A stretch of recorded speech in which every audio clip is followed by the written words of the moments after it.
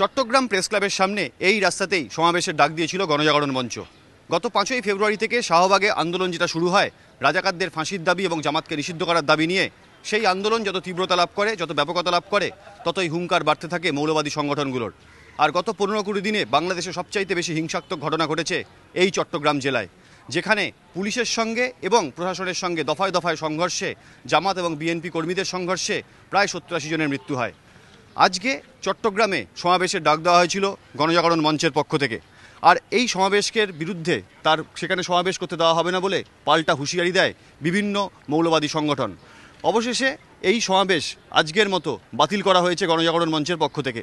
চট্টগ্রামে বুধবার সকাল 6টা থেকে রাত্রির 12টা পর্যন্ত 144 ধারা জারি করেছে প্রশাসন। কোনো সমাবেশ, পাল্টা সমাবেশ যাতে এখানে না হয় এবং তাকে কেন্দ্র করে যাতে কোনো অশান্তি সংঘর্ষ না হয়, তার জন্যই 144 ধারা জারি করা। প্রেস ক্লাব সংলগ্ন গোটা এলাকা একেবারে বন্ধ করে দেওয়া হয়েছে, রাস্তায় গাড়ি চলাচল। মোতায়েন করা হয়েছে প্রচুর পরিমাণে পুলিশ, আধা সামরিক বাহিনী গোটা চট্টগ্রাম জুড়ে।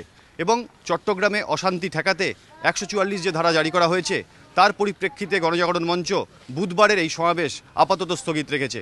আর সমাবেশ স্থগিত রাখার জন্য হেফাজতে ইসলাম বলে যে সংগঠন, যারা এই সমাবেশের বিরোধিতা করে বুধবার চট্টগ্রামে বন্ধের ডাক দিয়েছিল, তারাও বন্ধ তুলে নিয়েছে। কিন্তু 144 ধারা জারি আছে চট্টগ্রামে।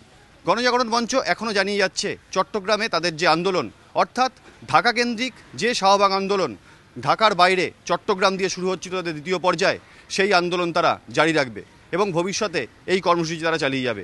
কিন্তু চট্টগ্রামে যেভাবে দফায় দফায় সংঘর্ষ হয়েছে গত 15-20 দিনে, তাতে প্রশাসন রীতিমতো আশঙ্কিত এই সমাবেশকে কেন্দ্র করে। মঙ্গলবার সন্ধ্যাতেও যখন গণজাগরণ মঞ্চের সাংবাদিক সম্মেলন হচ্ছিল চট্টগ্রামে এই প্রেস ক্লাবে, সেই সময়ও তার আশপাশ এলাকায় ব্যাপক বোমাবাজি হয় এবং তাতে একজন গুরুতর জখম হন, পুলিশের সঙ্গে সংঘর্ষ হয় জামাত কর্মী সমর্থকদের। সব মিলে রীতিমতো থমথমে চট্টগ্রাম। ক্যামেরা বিশ্বজিৎ সাহার সঙ্গে বিতনু চট্টোপাধ্যায়, এবিপি আনন্দ, চট্টগ্রাম।